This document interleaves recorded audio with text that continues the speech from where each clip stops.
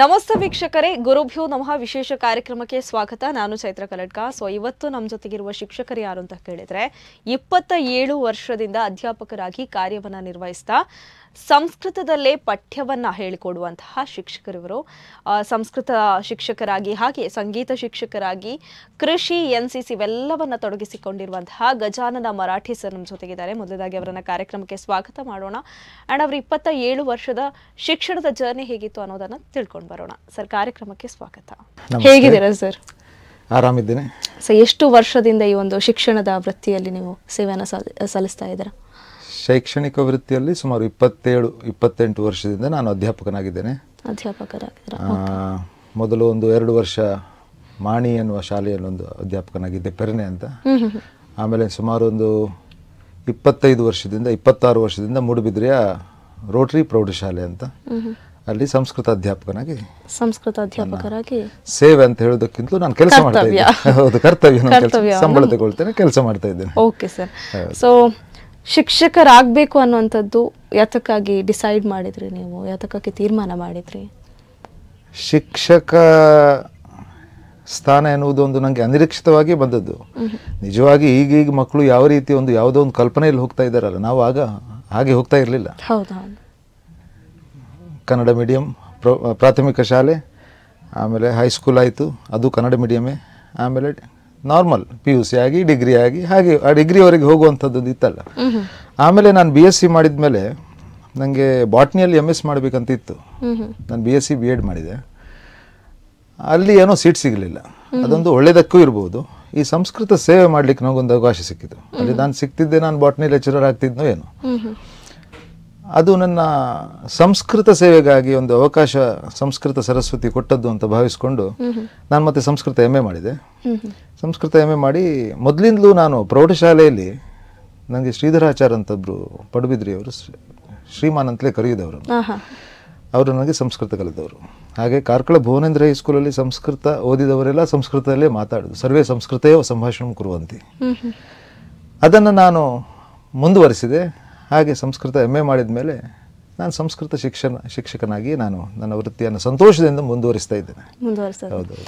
Usually sir, ಈಗ ನಾವು ಕೂಡ ಸಂಸ್ಕೃತ ವಿದ್ಯಾರ್ಥಿಗಳೇ. ಸೊ ನಮ್ಗೆ ಅಂದ್ರೆ ಪಾಠ ಮಾಡ್ತಾ ಇದ್ರು, ಸಂಸ್ಕೃತವನ್ನ ಹೇಳಿ ಕೊಡ್ತಾ ಇದ್ರು.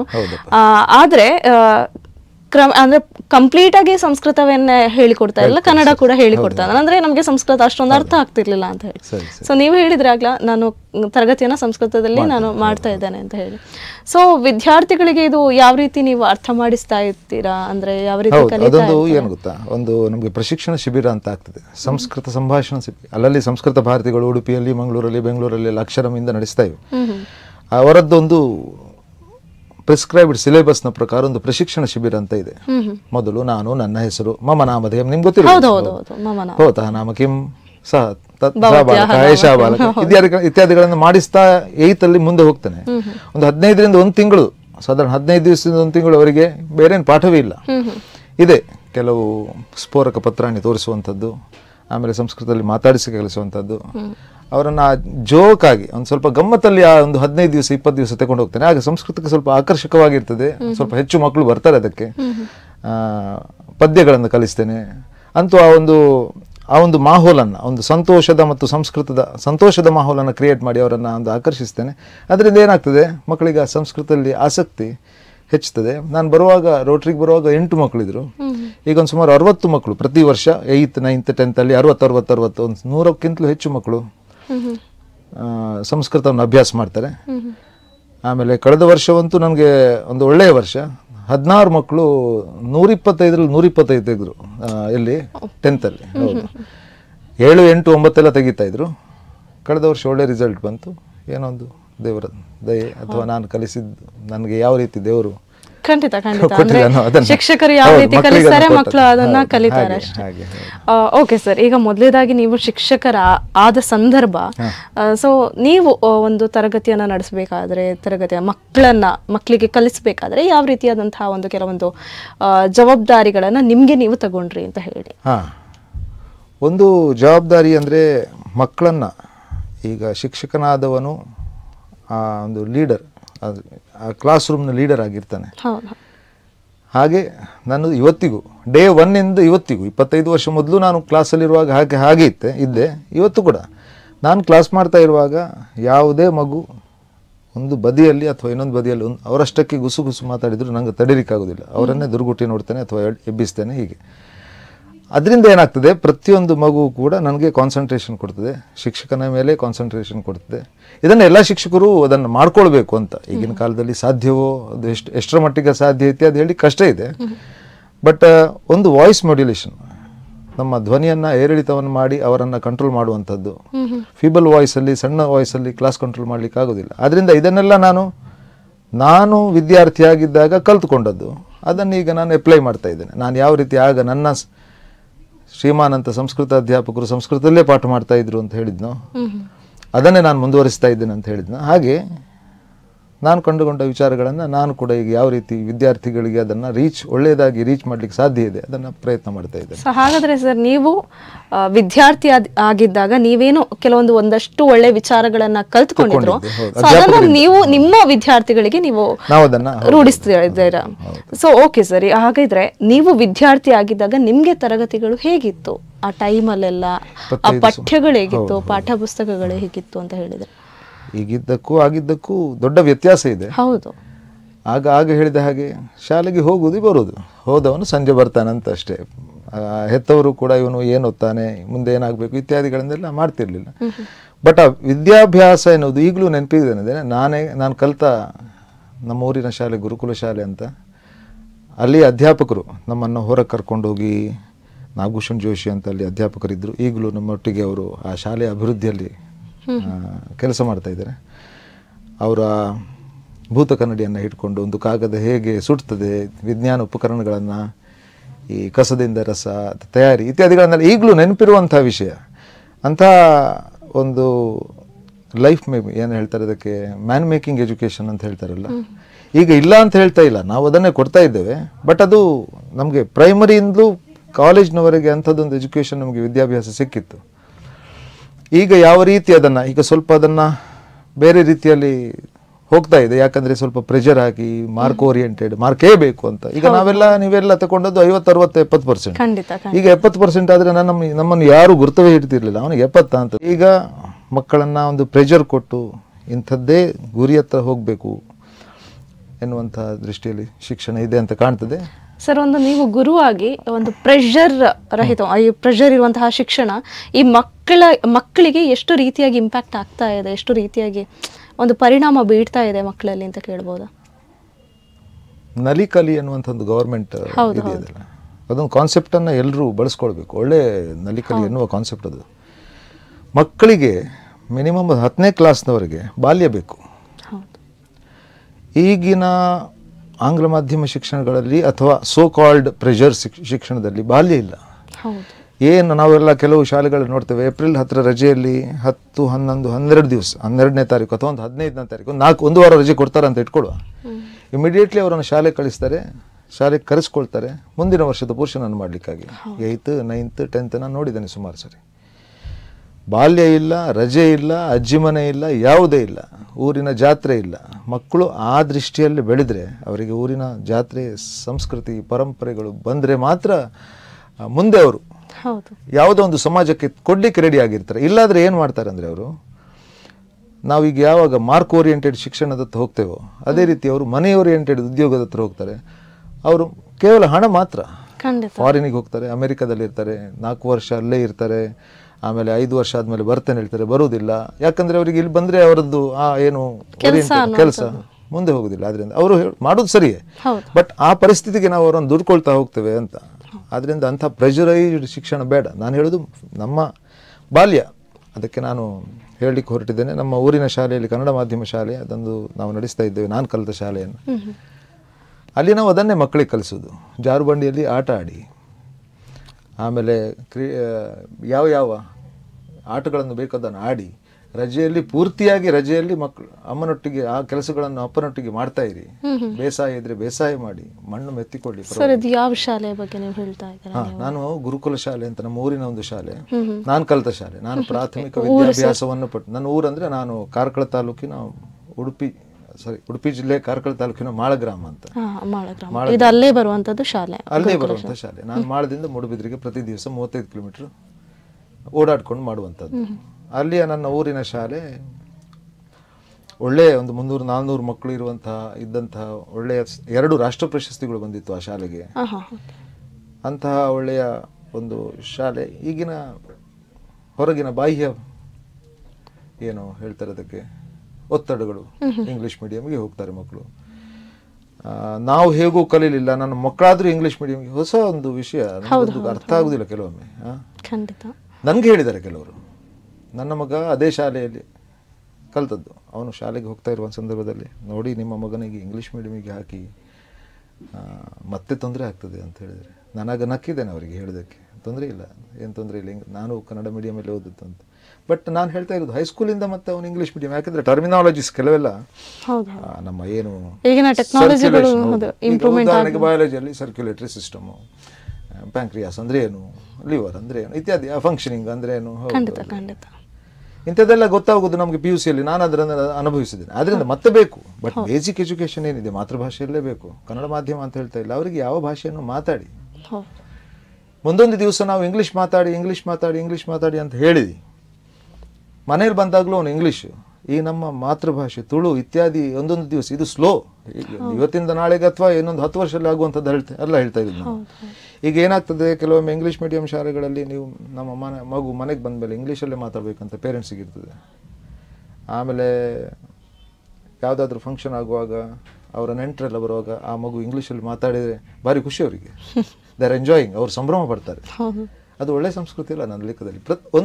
ಮುಂದೊಂದು ದಿವಸ ಒಂದು 25, 40, 50 ವರ್ಷದ ನಂತರ ಏನಾಗ್ತದೆ, ಮೆಲ್ಲ ತುಳು ಮಾತಾಡೋದೇ ಇಲ್ವ ಅಂತ ಈಗ ಅದನ್ನು ಸಂಭ್ರಮಿಸ್ತಾರೆ. ಒಂದೊಂದು ದಿವಸ ಅದೇ ಅಭ್ಯಾಸ ಆಗ್ತಾ ಹೋಗ್ತದೆ.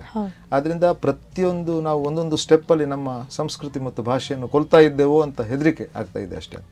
ಹಾಗೆ ನಾನು ಹೇಳ್ತಾ ಇದ್ದೆ, ಆಗ ಆ ಗುರುಕುಲ ಶಾಲೆಯನ್ನು ಒಂದು ಕಾಲದಲ್ಲಿ 300-400 ಇದ್ದ ಮಕ್ಕಳು ಬೇರೆ ಬೇರೆ ಕಾರಣಗಳಿಂದ ಬೇರೆ ಬೇರೆ ಶಾಲೆಗೆ ಹೋದಾಗ ಮಕ್ಕಳ ಸಂಖ್ಯೆಯೂ ಕಡಿಮೆ ಆಗಿದೆ. ನಾವಿರುವಾಗ 3-4 ಮಕ್ಕಳು ನಾವಿದ್ವಿ, ಈಗ 1-2. ಬೇರೆ ಬೇರೆ ಕಾರಣಗಳಿಂದ ಮಕ್ಕಳ ಸಂಖ್ಯೆ ಕಡಿಮೆ ಆಗಿ ನಾವು ಅದಕ್ಕೆ ಹೊಸದಾಗಿ ಇಂಗ್ಲೀಷ್ ಶಿಕ್ಷಣವನ್ನು ಕೊಟ್ವಿ. ಕನ್ನಡ ಮಾಧ್ಯಮವನ್ನು ಉಳಿಸಿಕೊಂಡು ಮಕ್ಕಳ ಸಂಖ್ಯೆ ಭಾರಿ ಜಾಸ್ತಿ ಆಗಿಲ್ಲ. ಅದಕ್ಕೆ ನಾನು ಇನ್ನೂ ಕೂಡ ಅದರ ಬಗ್ಗೆ ಅಧ್ಯಯನ ಮಾಡಬೇಕಾಗಿದೆ, ಯಾಕೆ ಆಗಲಿಲ್ಲ ಅಂತ. ಅದೇ ಹೇಳಿದೆ, ಈಗಿನ ಟ್ರೆಂಡ್ ಆಗಿದೆ ಅಂತ. ಬಟ್ ಆ 100 ಮಕ್ಕಳು ಏನಿದ್ದಾರೆ ಅವರಿಗೆ ಒಂದು ಒಳ್ಳೆ ಶಿಕ್ಷಣ ಕೊಡ್ತಾ ಇದ್ದೇವೆ. ಆ 100 ಮಕ್ಕಳು ಜೆಮ್ ಮಕ್ಕಳಾದ್ರೆ ಸಾಕು ಅಂತ ಒಂದು ಉದ್ದೇಶ ಉಂಟು. ಅವರಿಗೆ ಭಗವದ್ಗೀತೆ 1 ವರ್ಷಕ್ಕೆ 1 ಅಧ್ಯಾಯ ಭಗವದ್ಗೀತೆಯನ್ನು ಓದಿಸ್ತೇವೆ. ಪ್ರತಿ ದಿವಸ ಯೋಗ ಇದೆ, ಪ್ರತಿ ವಾರಕ್ಕೊಂದು ದಿವಸ ಭಜನೆ ಕಾರ್ಯಕ್ರಮ ಇದೆ. ಏನು ಭಾರತೀಯ ಸಂಸ್ಕೃತಿಗಳು, ಅಬಾಕಸ್ ಶಿಕ್ಷಣವನ್ನು ಕೊಡ್ತೇವೆ, ಕಂಪ್ಯೂಟರ್ ಶಿಕ್ಷಣ ಕೊಡ್ತೇವೆ, ಇಂಗ್ಲಿಷ್ ಶಿಕ್ಷಣ ಕೊಡ್ತೇವೆ. ಇದೆಲ್ಲ ಉಚಿತವಾಗಿ. ನಾವೊಂದು ಸಾಧಾರಣ 2000 ವಿದ್ಯಾರ್ಥಿಗಳನ್ನ ಕಾಂಟ್ಯಾಕ್ಟ್ ಮಾಡಿದ್ವಿ. 100 ಮಕ್ಕಳಿಗೂ ಕೂಡ ಉಚಿತ ಶಿಕ್ಷಣ. ಅವ್ರು ಕೊಟ್ಟವರು ಸಂತೋಷದಿಂದ ಏನು ಕೊಡ್ತಾರೆ. ನಾವೊಂದು ಶಾಲೆಗಾಗಿ ಒಂದು ದಿವಸ ಒಂದು ಕಾನ್ಸೆಪ್ಟ್ ಮಾಡಿದೆ.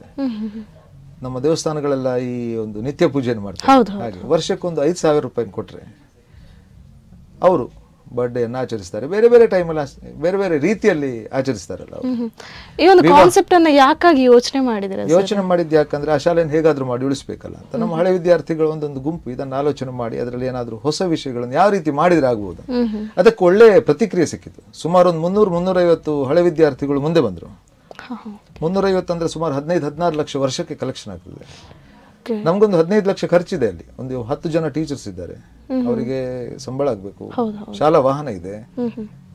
ಹೀಗೆ ಬೇರೆ ಒಂದು 10 ಕಿಲೋಮೀಟರ್ ದೂರ ವ್ಯಾಪ್ತಿಯಿಂದ ಮಕ್ಕಳು ಬರ್ತಾರೆ. ಸೊ ಈಗ ಈ ವರ್ಷ ಅದರದ್ದು ಅಮೃತ ಮಹೋತ್ಸವ ಇದೆ, ಬರುವ ಡಿಸೆಂಬರಲ್ಲಿ ಇಟ್ಕೊಂಡಿದ್ದೀವಿ. ಅದಕ್ಕೊಂದು ದೊಡ್ಡ ಹಾಲು, ನಮ್ಮ ಊರಲ್ಲಿ ಒಂದು ಹಾಲಿನ ಅಗತ್ಯ ಇತ್ತು, ಸಭಾಂಗಣ ಅಗತ್ಯ ಇತ್ತು. ಸುಮಾರು 100 ಫೀಟ್ ಉದ್ದದ ಹಾಲು ಮತ್ತೊಂದು 30-35 ಫೀಟ್ ಅಗಲದ್ದೊಂದು ಮಾಡ್ತಾ ಇದ್ದೇವೆ ಆ ಅಮೃತ ಮಹೋತ್ಸವದ ಕಾರಣಕ್ಕಾಗಿ ಅಂತ. ಹೀಗೆ ಅದೊಂದು ನನಗೆ ಅತ್ಯಂತ ಒಂದು ಪ್ಯಾಷನ್ ಅಂತ ಹೇಳ್ತಾರೆ, ಅತ್ಯಂತ ಖುಷಿ ಕೊಡುವಂಥ ವಿಷಯ. ನಾನೇ ಕಲಿತ ಶಾಲೆಯಲ್ಲಿ ಒಂದು ಹೊಸ ಯೋಚನೆಗಳನ್ನು ದಾನಿಗಳ ಸಹಾಯದಿಂದ ಮಾಡಿಕೊಂಡು ಅದು ಫಲ ಕೊಡುವಾಗ ಅದರಿಂದ ಬಂದಂಥ ಖುಷಿ ಇದೆಯಲ್ಲ. ಈಗ ಪ್ರೆಸೆಂಟ್ ಒಂದು ಸಂಸ್ಕೃತ ಶಿಬಿರ ಆಗ್ತಾ ಇದೆ. ಅಲ್ಲಿ ಸಂಸ್ಕೃತ, ಸಂಸ್ಕೃತಿ, ಸಂಗೀತ, ಸಾಹಿತ್ಯ ಇತ್ಯಾದಿ ನಂದೊಂದು ಪ್ಯಾಷನ್ ಆಗಿಬಿಟ್ಟಿದೆ. ಸೊ ಎಲ್ಲವನ್ನು ಕೂಡ ಮಕ್ಕಳಿಗೆ ಧಾರೆ ಇರುವ ಪ್ರಯತ್ನ ಮಾಡಿದ್ದೇನೆ. ನನ್ನಲ್ಲಿ ಏನಿದೆಯೋ ಅದು ಖಂಡಿತ.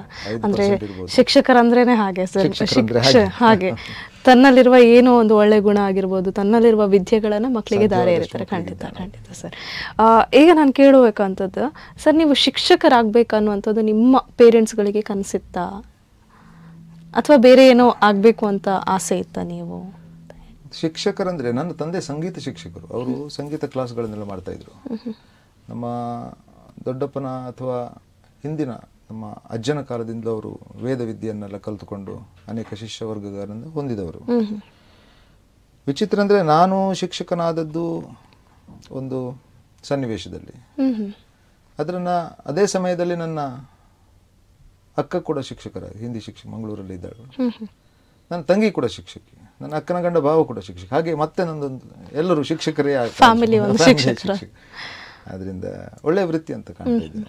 ಶಿಕ್ಷಕ ವೃತ್ತಿಯಲ್ಲಿ ತುಂಬ ಅನೇಕ ಮಕ್ಕಳನ್ನು ರೀಚ್ ಮಾಡ್ತದೆ. ಈಗ ನನಗೆ 25 ವರ್ಷ ನಮ್ಮ ಊರಿನ ನನ್ನ ಮೂಡುಬಿದ್ರೆಯ ಶಾಲೆಯಲ್ಲಿ 25 ವರ್ಷಗಳನ್ನು ಶೈಕ್ಷಣಿಕ ವರ್ಷಗಳನ್ನು ಕಂಪ್ಲೀಟ್ ಮಾಡಿದ ನಂತರ 20 ವರ್ಷಗಳ ನಂತರ ಕೆಲವು ವಿದ್ಯಾರ್ಥಿಗಳು ಬಂದು ನನ್ನ ನೆನಪುಂಟಾ ಸರ್ ಅಂತ ಕೇಳುವಾಗ ನಮಗೊಂದು ಸಂತೋಷ ಆಗ್ತದೆ. ಖಂಡಿತ ಖಂಡಿತ. ವಿಶೇಷ ಅಂದ್ರೆ ಅವರ ಮಕ್ಕಳು ಕೂಡ ಈಗ ನನ್ನ ಸ್ಟೂಡೆಂಟ್ ಆಗ್ತಾ ಇದ್ದಾರೆ. ಇದಕ್ಕಿಂತ ಸಂತೋಷ ಬೇರೆ ಏನಿದೆ? ಖಂಡಿತ ಸರ್. ಅವರು ಅದೇ ಶಾಲೆಗೆ ಕಳಿಸ್ತಾರೆ, ಮತ್ತೆ ನನ್ನ ಸಂಸ್ಕೃತಕ್ಕೆ ಕಳಿಸ್ತಾರೆ ಕೆಲವರು. ಆಗ ಅದು ಆ ಪ್ರೀತಿ, ಆ ಒಂದು ಆತ್ಮೀಯತೆ. ಖಂಡಿತ ಸರ್, ಖಂಡಿತ. ಸೊ ಇನ್ನೊಂದು ಪ್ರಶ್ನೆ ಸರ್, ಶಿಕ್ಷಕರಾದ್ಮೇಲೆ ನೀವು ಏನಾದ್ರೂ ಎದುರಿಸಿರುವಂತಹ ಸಮಸ್ಯೆಗಳೇನಾದ್ರೂ ಇದೆಯಾ? ಈ ಒಂದು ಸಂಸ್ಥೆಗಳಲ್ಲಾಗಿರ್ಬೋದು, ಶಿಕ್ಷಣದ ಒಂದು ಜರ್ನಿಯಲ್ಲಾಗಿರ್ಬೋದು. ಸಮಸ್ಯೆಗಳೆಂದರೆ ವಿಶೇಷ ಸಮಸ್ಯೆಗಳಿಲ್ಲ, ವಿದ್ಯಾರ್ಥಿಗಳದ್ದೇ ಸಮಸ್ಯೆ. ವಿದ್ಯಾರ್ಥಿಗಳು ಪೂರಕವಾಗಿ ಸ್ಪಂದಿಸ್ತಾ ಇಲ್ಲ ಅಂತ. ಕೊರೋನಾದ ನಂತರ, ಅದರ ಮೊದಲು ಒಂದೇ ಒಂದು ಬ್ಯಾಲೆನ್ಸಲ್ಲಿ ಹೋಗ್ತಾ ಇತ್ತು, ಭಾರಿ ಡಿಫರೆನ್ಸ್ ಇಲ್ಲ. ಹಳೆಯ ಕಾಲದ ಶಿಕ್ಷಣ ವ್ಯವಸ್ಥೆ ಮತ್ತು ಈಗಿನ ಕಾಲದ ಶಿಕ್ಷಣ ವ್ಯವಸ್ಥೆಗೆ ಯಾವ ಬದಲಾವಣೆಗಳು ಬರ್ತವೋ ಆ ಬದಲಾವಣೆಗಳನ್ನು ಬಿಟ್ಟು ಕೊರೋನಾದ ಟೈಮಲ್ಲಿ ನಮ್ಗೆ ಈಗಲೂ ಗೊತ್ತಾಗ್ತದೆ. ಕೊರೋನಾ ಬ್ಯಾಚ್ ಅಂತ ಮಕ್ಕಳಿಗೆ ನಾವು ಕೇಳ್ತೇವೆ ಕೆಲವೊಮ್ಮೆ, ಯಾಕಂದ್ರೆ 4 ಸಾರಿ ಹೇಳಿದ್ರು ಅರ್ಥ ಆಗದಿದ್ರೆ ಅವರಿಗೆ. ಈಗಲೂ ಅದರದ್ದು ಟ್ರೇಸ್, ಹಿರೋಶಿಮಾ ನಾಗಸಾಕಿಯಲ್ಲಿ ಒಂದು ಬಾಂಬ್ ಬಿದ್ದಾಗ ಕೆಲವು ವರ್ಷಗಳವರೆಗೆ ಈಗಲೂ ಉಂಟು ಅಂತ ಹೇಳ್ತಾ ಇರ್ತಾರೆ. ಹಾಗೆ ಕೊರೋನಾದೊಂದು 5 ವರ್ಷ ಆಯಿತು, ಈಗ 5 ವರ್ಷ ಆಗ್ತಾ ಬಂತು. ಈಗಲೂ ಕೂಡ ಮೆಲ್ಲ ಹೇಳ್ತಾ ಇದೆ, ಅದರಿಂದ ಹೊರಗೆ ಬರ್ತಾ ಇದ್ದಾರೆ ಆ ಬ್ಯಾಚ್ಗಳು ಮಕ್ಕಳು. ಸೂಕ್ಷ್ಮ ಗೊತ್ತಾಗ್ತದೆ ನಮಗೆ. ಯಾಕಂತ ಹೇಳಿದ್ರೆ ಎಲ್ರಿಗೂ ಎಫೆಕ್ಟ್ ಬಿದ್ದಿದೆ. ಯಾಕಂದ್ರೆ 2 ವರ್ಷ ಮನೆಯಲ್ಲಿದ್ದು ಶಿಕ್ಷಣ ವಂಚಿತರಾದಾಗ ಮಕ್ಕಳು ಏನಾಗ್ತಾರೆ ಅಂದ್ರೆ, ಇದೊಂದು ಪಾಠ ನಮಗೆ, ಪ್ರತಿಯೊಂದು ಪ್ರಕೃತಿ ಕಲಿಸುವಂತ ಪಾಠ. ಖಂಡಿತ ಖಂಡಿತ. ಇದನ್ನ ನಾವು ಕೆಲವೊಮ್ಮೆ ಶಾಪ ಅಂತ ಹೇಳಿ ಅದೆಷ್ಟು ಆನ್ಲೈನ್ ಅಲ್ಲಿ ಕಲಿಸಿದ್ರು ಪ್ರಯೋಜನಕ್ಕೆ ಬರಲ್ಲ. ಆನ್ಲೈನ್ ಅಲ್ಲಿ ಕೆಲವೊಮ್ಮೆ ಮ್ಯೂಟ್ ಮಾಡ್ತಾರೆ, ಎಲ್ಲೋ ಹೋಗ್ತಾರೆ. ಖಂಡಿತ. ನಮ್ಮ ಮಕ್ಕಳೇ ಹೇಳ್ತಾ ಇದ್ರು, ಆನ್ಲೈನ್ ಪಾಠ ಮಾಡ್ತಾ ಇದ್ರು, ಓದ್ಲಿಲ್ಲ ಅಂತ. ಆನ್ಲೈನ್ ಇದನ್ನು ಆನ್ ಇಡೋದು ನಾವೆಲ್ಲಿಯೂ ಇರ್ತೇವೆ ಅಂತ, ಅಷ್ಟು ಅದು ಹೇಳಿದ್ರು ಅವರು. ಹೇಳದ ಮಕ್ಕಳು ಎಷ್ಟು ಇದ್ದಾರೆ ಹಾಗೆ ಖಂಡಿತ ಖಂಡಿತ ಮಾಡ್ತಾ ಇದ್ರು. ಆದ್ರಿಂದ ಆನ್ಲೈನ್ ಅಲ್ಲಿ ಅದು ಶಿಕ್ಷಣ ವ್ಯವಸ್ಥೆ ಅಲ್ಲ, ಫೇಸ್ ಟು ಫೇಸ್, ಗುರು ಶಿಷ್ಯನ ಸಮೀಪ, ಶಿಷ್ಯನ ಮುಂದೆ. ಆಗ ಅವನ ಆಶೀರ್ವಾದವೂ ಸಿಗ್ತದೆ, ಹಾರೈಕೆಯೂ ಸಿಗ್ತದೆ, ಶುಭಾಶಯಗಳು ಎಲ್ಲವೂ ಸಿಗ್ತವೆ. ಆಗ ಮುಂದೆ ಮುಂದೆ ಫೇಸ್ ಟು ಫೇಸ್ ಆದರೆ ಮಾತ್ರ ಅದು ಶಿಕ್ಷಣ ವ್ಯವಸ್ಥೆ ಸರಿಯಾಗ್ತದೆ. ಹೀಗೆ ಕೆಲವೊಂದು ಸಮಸ್ಯೆಗಳು ನಿಮ್ಮ ಒಂದು ಶಿಕ್ಷಣದ ವೃತ್ತಿಯಲ್ಲಿ ಬಂದಿದೆ ನಿಮಗೆ? ಹಾಗಿದ್ರೆ ಶಿಕ್ಷಣದ ವೃತ್ತಿಯಲ್ಲಿ ಬಂದಿದ್ದೇವೆ, ಅದನ್ನ ಒಂದು ನಮಗೆ ತಿಳಿದ ಮಟ್ಟಿಗೆ ಅದನ್ನು ಟ್ಯಾಕಲ್ ಮಾಡ್ಕೊಂಡು ಹೋಗ್ತೇವೆ. ಕೆಲವು ಮಾಡ್ತಾ ಇಲ್ಲ, ಕೆಲವು ಪೇರೆಂಟ್ಸ್ಗಳಿಂದ ಸಮಸ್ಯೆ ಬರ್ತದೆ, ಕೆಲವೊಮ್ಮೆ ಬೇರೆ ಬೇರೆ ದೃಷ್ಟಿಯಲ್ಲಿ ಸಮಸ್ಯೆಗಳು ಬರ್ತವೆ. ಸಣ್ಣ ಸಣ್ಣ ರೀಸನಿಗೆ ಅವ್ರು ಯಾಕೆ ಹಾಗೆ ಮಾಡಿದ್ರು ಹೀಗೆ ಮಾಡಿದ್ರು ಅಂತ ಕೇಳುವಂಥದ್ದು. ಯಾಕಂದ್ರೆ ಅವರಿಗೆ ಅವರ ಮಗುವೆ, ಅದು ಎಲ್ಲರಿಗೂ ಹಾಕಲ್ಲ, ತನ್ನ ಮಗುವೆ ಮುದ್ದು ಅವರಿಗೆ. ಬಟ್ ಸಮಷ್ಟಿಯಲ್ಲಿ ಯೋಚಿಸುವುದಿಲ್ಲ ಅವರು. ಕೆಲವರು ಯೋಚಿಸ್ತಾರೆ, ಒಳ್ಳೆ ಪೇರೆಂಟ್ಸು ಅಂದರೆ ಅತ್ಯಂತ ಪೂರಕವಾಗಿ ಸ್ಪಂದಿಸುವ ಪೇರೆಂಟ್ಸು ಬೇಕಷ್ಟಿದ್ದಾರೆ, ಹೀಗೂ ಇದ್ದಾರೆ. ಬೇರೆ ಬೇರೆ ಯಾವ ರೀತಿ ನಾವು ವ್ಯಕ್ತಿಗಳು ಬದಲಾಗ್ತೇವೋ ಅದೇ ರೀತಿ ಸಮಾಜ, ಪೋಷಕರು, ವಿದ್ಯಾರ್ಥಿಗಳು ಬೇರೆ ಬೇರೆಯವರು ಸಿಗ್ತಾರೆ ಈ ಒಂದು ಜರ್ನಿಯಲ್ಲಿ, ಇದರಲ್ಲಿ. ಸೊ ನೀವು ನಿಮ್ಮ ತಂದೆ ತಾಯಿಯಿಂದ ಕಲಿತುಕೊಂಡು ಬಂದಂತಹ ಶಿಕ್ಷಣಗಳು ತುಂಬ ಮುಖ್ಯ ಆಗಿರುತ್ತೆ. ನಾವಂದರೆ ಹೇಳ್ತಾರಲ್ಲ ಮೊದಲದಾಗಿ ಮನೆಯೇ ಮೊದಲ ಪಾಠಶಾಲೆ ಅಂತ ಹೇಳಿ, ತಂದೆ ತಾಯಿ ಕಲಿಸಿರುವಂತಹ ಶಿಕ್ಷಣವೇ ಬೇರೆ, ನಾವು ತರಗತಿ ಹೋಗುವಂತಹ ಶಿಕ್ಷಣವೇ ಬೇರೆ. ಸೊ ನೀವು ನಿಮ್ಮ ತಂದೆ ತಾಯಿಯಿಂದ ಕಲಿತ್ಕೊಂಡಂತಹ ಶಿಕ್ಷಣ ಯಾವುದು, ಯಾವ ರೀತಿ ಇತ್ತು ಆ ಟೈಮ್ ಅಂತ ಹೇಳಿ? 100ಕ್ಕೆ 100 ಸತ್ಯ. ಮನೆಯ ಮೊದಲ ಪಾಠಶಾಲೆ ತಾಯಿ ಮತ್ತು ತಂದೆ. ಖಂಡಿತ ಇಬ್ರು ಕೂಡ. ತಾಯಿ ಮನೆಯೊಳಗಿನ ವಿಚಾರಗಳಿಗೆಲ್ಲ ಹೇಳಿಕೊಟ್ರೆ, ತಂದೆ ಹೊರಗಿದ್ದು ವ್ಯವಹಾರಗಳ ಜ್ಞಾನ ಅಥವಾ ಬೇರೆ ಎಲ್ಲ ಜ್ಞಾನಗಳನ್ನು ನಮ್ಗೆ ಆತ್ಮಶಕ್ತಿ ತುಂಬಿಸುವಂತದ್ದು ತಂದೆ. ಖಂಡಿತ ಇಬ್ಬರ ಪಾತ್ರ ಕೂಡ ತುಂಬಾ ದೊಡ್ಡದು. ಸಣ್ಣ ಪ್ರಾಯದಿಂದಲೂ ತಾಯಿಯ ಶಿಕ್ಷಣ ಹೇಗಿದೆ ಗೊತ್ತಿದೆ ನಮ್ಗೆ, ತಿದ್ದಿಕೊಂಡು ಮುಂದೆ ನಡೆಸುವವರು. ನಾನೊಂದು 5 ವರ್ಷದ ಮೊದಲು ನನ್ನ ತಾಯಿಯನ್ನು ಕಳ್ಕೊಂಡೆ. ತಂದೆ ಇದ್ದಾರೆ ಈಗಲೂ ಕೂಡ. ತಂದೆ ಈಗಲೂ ನಮಗೆ ಶಿಕ್ಷಣವನ್ನು ನೀಡ್ತಾನೆ ಇದ್ದಾರೆ. 79 ವರ್ಷ ಅವರಿಗೆ, ವಾಸುದೇವ್ ಮರಾಠೆ ಅಂತ. ಅವರು ನನಗೆ ಸಂಗೀತ ಶಿಕ್ಷಕರು ಕೂಡ, ನನ್ನ ವೈದಿಕವಾಗಿ ಕೆಲವು ಮಂತ್ರ ಇತ್ಯಾದಿಗಳನ್ನೆಲ್ಲ ಕಲಿಸಿದವರು ಕೂಡ. ಮತ್ತು ಬದುಕಲ್ಲಿ ಅವರ ಸಲಹೆಗಳನ್ನು ತಗೊಂಡೇ ನಾನು ಕೆಲವೊಮ್ಮೆ ನನ್ನ ಕೃಷಿ ತೋಟದ ಕೆಲಸಗಳನ್ನೆಲ್ಲ ಈಗಲೂ ಹೀಗೆ ಮಾಡಿದರೆ ಹೇಗೆ ಅಪ್ಪ ಅಂತ ಕೇಳ್ಕೊಂಡೇ ಮಾಡ್ತೇನೆ. ಪಿತಾ ಯುವ ಗೃಹೆ ಅಂತ ಒಂದು ಮಾತಿದೆ, ತಂದೆ ಒಂದು ಮನೆಯಲ್ಲಿದ್ದರೆ ಹೇಗೆ ಅಂತ. ತಂದೆ ಒಂದು ಮನೆಯಲ್ಲಿದ್ದಾರೆ ಅನ್ನುವಂಥದ್ದು, ಅವರು ಸ್ವಲ್ಪ ಅನಾರೋಗ್ಯದಿಂದ ಇದ್ದರೂ ಅಷ್ಟೇ, ಅವ್ರು ಪ್ರಾಯ ಆದರೂ ಅಷ್ಟೇ, ತಂದೆ ಒಂದು ಮನೆಯಲ್ಲಿದ್ದಾರೆ ಅಂತಂದ್ರು ಆತ್ಮವಿಶ್ವಾಸ, ಒಂದು ಧೈರ್ಯ ಹೆಚ್ಚಂತ ಯಾರಿಗೂ, ತಂದೆ ಅವ್ರ ಮನೆಯಲ್ಲಿದ್ದಾರೆ ಅಂತ. ನಾನೀಗ ಮಂಗಳೂರಿಗೆ ಬಂದರು ಅಥವಾ ಬೆಂಗಳೂರಿಗೆ ಹೋದ್ರೆ ತಂದೆಯವ್ರ ಮನೆಯಲ್ಲಿದ್ದಾರೆ. ಹೀಗೆ ಅದು ಮಾತ್ರ ಅಲ್ಲ, ಅವ್ರ ಮಾರ್ಗದರ್ಶನ ಅಷ್ಟು ಅವರ ಅನುಭವ, ಅವರು ಎಷ್ಟು ವರ್ಷಗಳಲ್ಲಿ ಅವರು ಮಾಡಿದಂಥ ಹಿರಿಯರು, ತಂದೆಯವರು ಮಾತ್ರ ಅಂತಲ್ಲ, ತಂದೆಯವರ ಸಮಾನರಾಗಿರುವಂಥ ಎಲ್ಲ ಹಿರಿಯರ ಅನುಭವವನ್ನು ನಾವು ತಗೊಳ್ಬೇಕಾಗಿದೆ. ಖಂಡಿತ. ಅವರು ಅಷ್ಟು ವರ್ಷ ಏನು ತನ್ನ ಜೀವನದಲ್ಲಿ ಎದುರಿಸಿದಂಥ ಸಮಸ್ಯೆಗಳು, ಅದನ್ನು ಸಾಲ್ವ್ ಮಾಡ್ಕೊಂಡು ಹೋಗ್ತಾರೆ, ಅದನ್ನು ಅನುಭವವನ್ನು ಹಂಚ್ತಾರಲ್ಲ ಅವರು. ಖಂಡಿತ. ಅದನ್ನು ನಾವು ಕಲಿಬೇಕಾದ್ದು ತುಂಬ ಇದೆ. ಅದರಿಂದ ತಾಯಿ ತಂದೆಯವರ, ನಮ್ಮ ತಂದೆಯವರಿಂದಲೂ ನಾನು ತುಂಬ ವಿಷಯಗಳನ್ನು ಕಲಿತಿದ್ದೇನೆ, ಈಗಲೂ ಕಲಿತಾ ಇದ್ದೇನೆ. ತಪ್ಪಿದ್ದಲ್ಲಿ ಸರಿ ಮಾಡ್ತಾರೆ ಈಗಲೂ. ಅದೊಂದು ನಿಜವಾಗಿ ಅವರಿಗೆ ಯಾವಾಗಲೂ ಒಂದು ದೊಡ್ಡ ಸೆಲ್ಯೂಟ್ ಹಿರಿಯರಿಗೆ. ಖಂಡಿತ. ನೀವು ಆಗಲೇ ಹೇಳಿದ್ರಿ ಸರ್, ನಿಮ್ಮ ತಂದೆಯವರು ಸಂಗೀತ ಶಿಕ್ಷಕರಾಗಿದ್ದರು ಅಂತ ಹೇಳಿ. ಸೊ ಎಷ್ಟು ವಯಸ್ಸಿಂದ ನಿಮಗೆ ಕೂಡ ಈ ಸಂಗೀತ ಅನ್ನುವಂತಹ ಪಾಠಗಳನ್ನು ಹೇಳಿಕೊಡ್ತಾ ಇದ್ರು? ಚಿಕ್ಕ ವಯಸ್ಸಿಂದ ನನ್ನ ಅಕ್ಕನಿಗೆ ಮತ್ತು ತಂಗಿಗೆ ಮತ್ತು ಉಳಿದವರಿಗೆಲ್ಲ ಕೆಲವರಿಗೆ ಸಂಗೀತ ಪಾಠ ಅಲ್ಲೇ ಮಾಡ್ತಾ ಇದ್ರು. ಆಗ ನಾನು ಕಲಿತೆ. ನಾನು ಅವರ ಹತ್ರ ಕೂತ್ಕೊಂಡು ಕಲ್ತದ್ದು ಕಡಿಮೆ, ನಾನು ಕೇಳಿ ಕಲ್ತದ್ದು ಹೆಚ್ಚು. ಹಾಗೆ ಮನೆಯಲ್ಲಿ ಹಾರ್ಮೋನಿಯಂ ಇತ್ತು, ಹಾರ್ಮೋನಿಯಂ ಬಾರಿಸ್ಲಿಕ್ಕೆ ಶುರು ಮಾಡಿದೆ. ಹಾರ್ಮೋನಿಯಂ ಅವರಿಂದ ಕಲಿತು ಮತ್ತು ನಾನು ಬಾರಿಸಿ ಮತ್ತೆ ಕೆಲವೆಲ್ಲ ಪಟ್ಟುಗಳನ್ನು ಅವರ ಹತ್ರ ಕೇಳ್ತಾ ಇದ್ದೆ. ಅಂತೂ ನಾನೀಗ ಹಾರ್ಮೋನಿಯಂ ಮತ್ತು ಕೀಬೋರ್ಡ್ ವಾದಕನಾಗಿದ್ದಾನೆ. 1-2 ವರ್ಷ ಶೃಂಗೇರಿಯಲ್ಲಿ ನುಗ್ಗಿಮುಕ್ಕಿ ರಾಮಚಂದ್ರರಾವ್ ಅಂತ ಇದ್ರು, ಅವರ ಹತ್ರ ಹೋಗಿ 1-2 ವರ್ಷ ಶಾಸ್ತ್ರೀಯ ಮೃದಂಗ ಕಲಿತೆ. ಹಾಗೆ ಆದಿತ್ಯವಾರ ಅಲ್ಲಿ ಹೋಗಿ ಕಲಿತಾ ಇದ್ದೆ ನಮ್ಮ ಊರಿಂದ. ಹಾಗೆ ತಬ್ಲಾ ಮತ್ತು ಮೃದಂಗ 2 ಬಂತು. ಹಾಗೆ ಹಾರ್ಮೋನಿಯಂ, ಕೀಬೋರ್ಡ್, ತಬ್ಲಾ, ಮೃದಂಗ. ದೈವದತ್ತವಾಗಿ ಬಂದಂಥ ಒಂದು ವಾಯ್ಸ್ ಉಳಿದಿತ್ತು, ಹಾಗೆ ಹಾಡ್ಲಿಕ್ಕೆ ಶುರು ಮಾಡಿದೆ. ಪ್ರೈಮರಿ ಹೈಸ್ಕೂಲೆಲ್ಲ ನಾನು ಭಾರಿ ಹಾಡ್ತಿರ್ಲಿಲ್ಲ, ಕಾಲೇಜಲ್ಲಿ ಹಾಡ್ಲಿಕ್ಕೆ ಶುರು ಮಾಡಿದೆ. ಆಮೇಲೆ ಒಂದು ತಕ್ಕ ಮಟ್ಟಿಗೆ ಆಕಾಶವಾಣಿಯಲ್ಲಿ ಬಿ ಗ್ರೇಡ್ ಆರ್ಟಿಸ್ಟ್ ಕೂಡ, ಕಲಾವಿದನಾಗಿ ಕೂಡ ಆಗಿದ್ದೇನೆ. ಹಾಗೆ ಆಗಾಗ ಕಾರ್ಯಕ್ರಮಗಳು ಬರ್ತಾ ಇರ್ತವೆ. ಹೀಗೆ ನಂಗೆ ಸಂಸ್ಕೃತದೊಂದಿಗೆ ಇನ್ನೊಂದು ಸಂಗೀತ ಕೂಡ ಪ್ಯಾರಲಲ್ ಆಗಿ ಹೋಗ್ತಾ ಇವೆ. ಸಂಸ್ಕೃತ, ಸಂಗೀತ, ಸಾಹಿತ್ಯ, ಕೃಷಿ ಎಲ್ಲವೂ ಕೂಡ. ನಿಮ್ಮ ಈ ಸಂಸ್ಕೃತ ಶಿಕ್ಷಣದೊಂದಿಗೆ ಈ ಸಂಗೀತ ಶಿಕ್ಷಣವನ್ನು ಕೂಡ ಮಕ್ಕಳಿಗೆ ನೀವು ನೀಡ್ತಾ ಇದ್ದೀರಾ. ಸೊ ಯಾವ ರೀತಿಯಾಗಿ ಬ್ಯಾಲೆನ್ಸ್ ಮಾಡ್ತಾ ಹೋಗ್ತೀರಾ ಈ ಒಂದು ಅಭ್ಯಾಸವನ್ನು? ಸಂಸ್ಕೃತ ತರಗತಿಗಳನ್ನು ಮಾಡುವಾಗ ಸಂಸ್ಕೃತ ಪದ್ಯಗಳೆಲ್ಲ ಇರ್ತವೆ, ಅದನ್ನ ರಾಗಬದ್ಧವಾಗಿ ಹಾಡಿ ಮಕ್ಕಳನ್ನ ರಂಜಿಸಲಿಕ್ಕೆ ಸಾಧ್ಯ ಇದೆ. ಅದನ್ನು ರಾಗಬದ್ಧವಾಗಿ ಹಾಡುವಾಗ ಆ ಮಕ್ಕಳು ಅದರಲ್ಲೇ ಒಂದು ತಾದಾತ್ಮ್ಯವನ್ನು ಹೊಂದ್ತಾರೆ. ಅದನ್ನು ಮರುದಿವಸ ಈಗಲೂ ಕೇಳ್ತಾರೆ, ಮರುದಿವಸ ಆ ಪದ್ಯ ಹಾಡಿ ಅಂತ, ಮೊದಲು ನಾವು ಪದ್ಯ ಹಾಡ್ತೇವೆ ಅಂತ.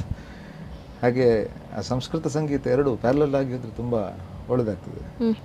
ಆಮೇಲೆ ಕೀಬೋರ್ಡ್ ಕ್ಲಾಸು ಅದನ್ನು ಮಾಡ್ತಾ ಇದ್ದೇನೆ ನಾನು. ಹಾರ್ಮೋನಿಯಂ ಕ್ಲಾಸ್ಗಳು ಮಾಡ್ತಾ ಇದ್ದೇನೆ ಮೂಡುಬಿದ್ರೆಯಲ್ಲಿ, ಅಲ್ಲಲ್ಲಿ ಕೆಲವೆಲ್ಲ ಕಡೆ, ಕೆಲವು ಆನ್ಲೈನಲ್ಲೆಲ್ಲ ಬೇಕಾದವರಿಗೆ. ಹಾಗೆ ಯಾವುದೊಂದು ಅದರಿಂದ ವಿಶೇಷ ಪ್ರತಿಫಲಾಪೇಕ್ಷೆಯನ್ನು ನಿರೀಕ್ಷಿಸದೆ ಒಂದು ನನಗೆ ಯಾವ ರೀತಿ ದೇವರು ಕೊಟ್ಟಿದ್ದಾರೆ ಅದನ್ನು ಬೇರೆಯವರಿಗೆ ಕೊಡುವ ಎನ್ನುವಂಥ ದೃಷ್ಟಿಯಲ್ಲಿ ಸಣ್ಣ ಪ್ರತಿಫಲವನ್ನು ನಿರೀಕ್ಷಿಸಿ ಮಾಡ್ತಾ ಇದ್ದಾರೆ. ನಮ್ಮ ಕಾರ್ಯಕ್ರಮದಲ್ಲೂ ಕೂಡ ಆ ಒಂದು ಸಂಗೀತವನ್ನು ನಮ್ಮ ಕಾರ್ಯಕ್ರಮದಲ್ಲೂ ಕೂಡ ಹಾಡ್ಬೋದಾ ಅಂತ ಹೇಳಿ ಸಣ್ಣ ಒಂದು, ನಾವು ಯಾವಾಗಲೂ ತರಗತಿಯಲ್ಲಿ ಸಂಸ್ಕೃತ ಕಲಿಸುವಾಗ ಹಾಡುವ ಅಂತ ಹಾಡನ್ನು ಹಾಡ್ತಾ ಇದ್ವಿ.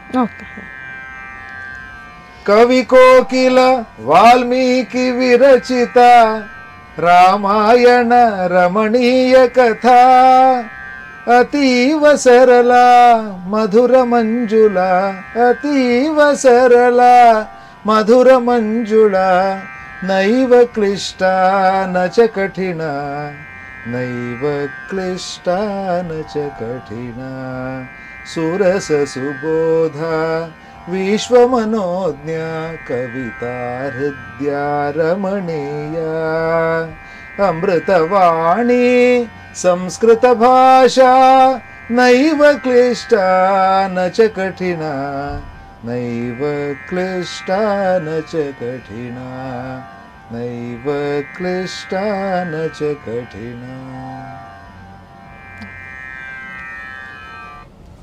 ಓಕೆ ಸರ್, ಈ ಒಂದು ಹಾಡನ್ನು ನೀವು ಕ್ಲಾಸಲ್ಲೆಲ್ಲ ಹಾಡ್ತಾ ಇರ್ತೀರಾ? ಸುಮಾರು ಹಾಡುಗಳನ್ನು ಹಾಡ್ತೇನೆ.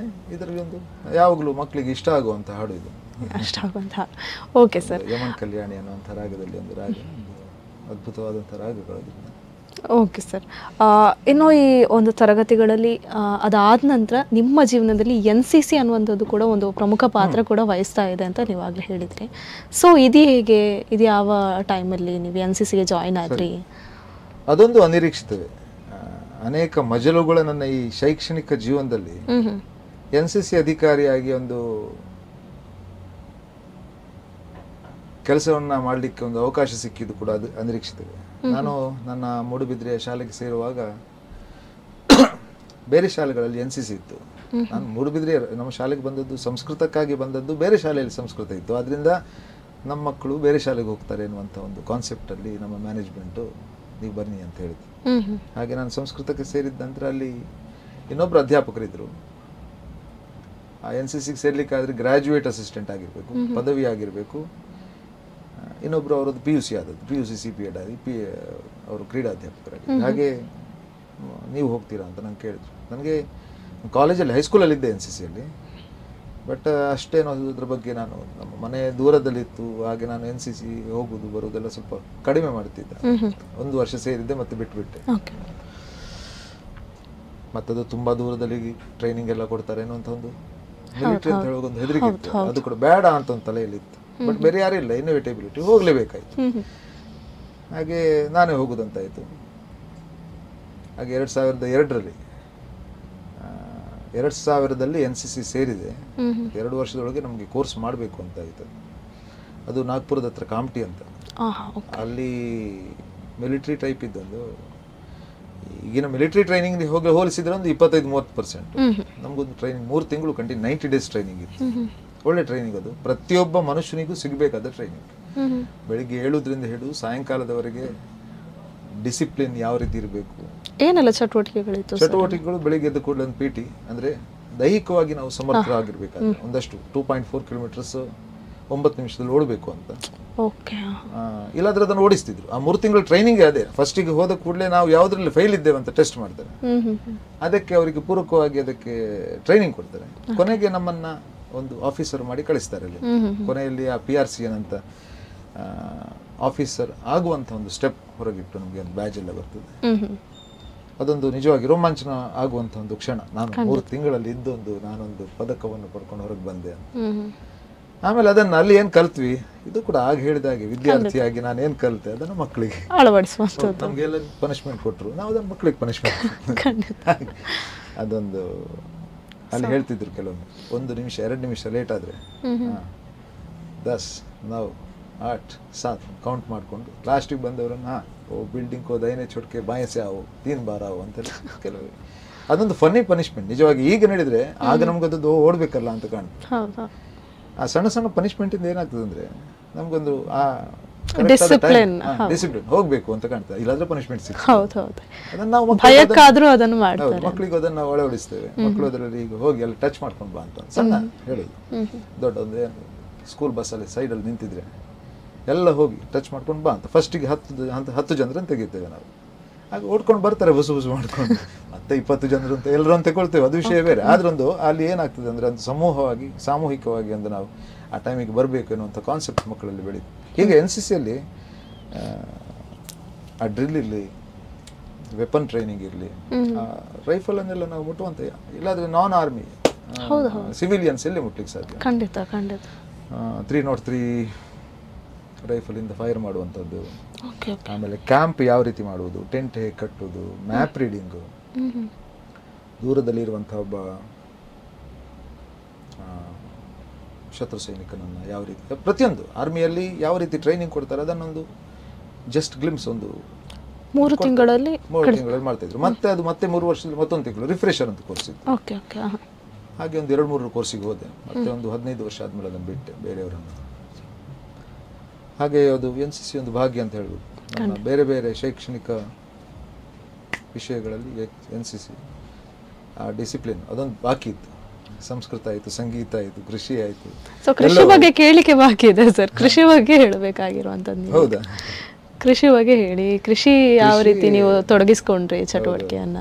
ಕೃಷಿ ಅಂದ್ರೆ ಯಾವ ರೀತಿ, ಈಗ ನಾವು ರೈತ ದೇಶದ ಬೆನ್ನೆಲುಬು ಅಂತ ಹೇಳುವಂತ ವಿಷಯ ಕೃಷಿ ಅಲ್ಲ ನಮ್ದು ಕಮರ್ಷಿಯಲ್ ಕೃಷಿ, ಕೃಷಿಯನ್ನು ಮಾಡುವಂತ. ಬಟ್ ಆ ತೋಟದಲ್ಲಿ ಕೆಲಸ ಮಾಡುವಂಥದ್ದು ಇದೆಯಲ್ಲ, ಅದು ನಮ್ಗೆ ಅತ್ಯಂತ ಖುಷಿ ಕೊಡುವಂತ, ಎಲ್ಲವೂ ವಿಷಯಗಳು ಖುಷಿ ಕೊಡುವಂತ ವಿಷಯಗಳು. ಆದ್ರೆ ರಜೆ ಇದ್ದಲ್ಲಿ ನಂಗೆ ಅದು ತುಂಬಾ ನಾನೇ ಬೆಳೆಸಿದ ಗಿಡಗಳನ್ನ ಅದರೊಟ್ಟಿಗೆ ಮಾತಾಡಿಸಿಕೊಂಡು. ಸೊ ನೀವೇ ಅದನ್ನ ಬೆಳೆಸಿರುವಂತದ್ದು ಕೃಷಿ? ನನ್ನ ತಂದೆಯವರಿಂದ ಬಂದ, ನಾನು ಹೇಳ್ತಿಲ್ಲ ಆಗ, ನನ್ನ ವೈದಿಕ ವಿದ್ಯೆ, ಸಂಗೀತ, ಕೃಷಿಯ ಅನುಭವಗಳು ಇತ್ಯಾದಿಗಳೆಲ್ಲ ನನ್ನ ತಂದೆಯವರನ್ನು ಕೊಟ್ಟಂತಹ ಅದನ್ನೇ ನೀವು ಮುಂದುವರಿಸಿಕೊಂಡು ಆಸ್ತಿಯನ್ನ ನಾನು ಮುಂದುವರಿಸಿ ಸ್ವಲ್ಪ ಬೇರೆ ರೀತಿಯಲ್ಲಿ, ಒಳ್ಳೆಯ ರೀತಿಯಲ್ಲಿ ಮುಂದುವರಿಸಿದ್ರು. ಮುಂದುವರಿಸ್ತಾ ಇದ್ದೇನೆ. ಅದೊಂದು ಪ್ಯಾಷನ್ ಅಂತ ಹೇಳ್ತಾರೆ, ಅದೊಂದು ಪ್ಯಾಷನ್. ಹಾಗೆ ಅಡಿಕೆ ತೋಟ, ಅದ್ರಲ್ಲಿ ಸ್ವಲ್ಪ ಸ್ವಲ್ಪ ಕಾಳುಮೆಣಸು, ಮಂಗಗಳಿಗೆ ಬೇಕಾದಷ್ಟು ತೆಂಗಿನಕಾಯಿ.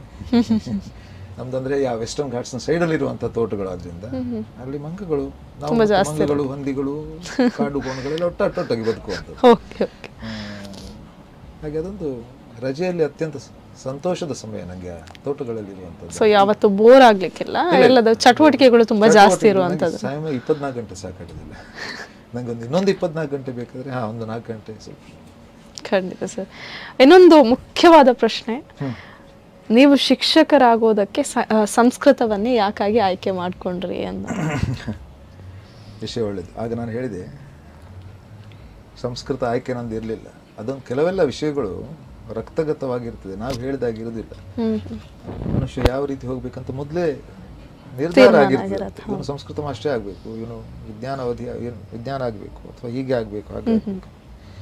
ಅಧ್ಯಾಪಕನಾಗಬೇಕೆಂಬ ಕಲ್ಪನೆಯೂ ಇರಲಿಲ್ಲ. ಅದರಲ್ಲೂ ಸಂಸ್ಕೃತ ಅಧ್ಯಾಪಕನಾಗಬೇಕಂತ ಕಲ್ಪನೆಯೂ ಇರಲಿಲ್ಲ. ನಮ್ಮ ಊರಿನಲ್ಲಿ ಒಂದು ಕ್ರಮ ಇತ್ತು. ಕೆಲವೊಂದು ನಮ್ಮ ಹಿರಿಯರು ಸಂಸ್ಕೃತಕ್ಕಾಗಿ ಕಾರ್ಕಳ, ಅಲ್ಲಿಂದ 20 ಕಿಲೋಮೀಟರ್ ದೂರ ಇದೆ ಮಾಳದಿಂದ ಕಾರ್ಕಳ ಅಂದ್ರೆ.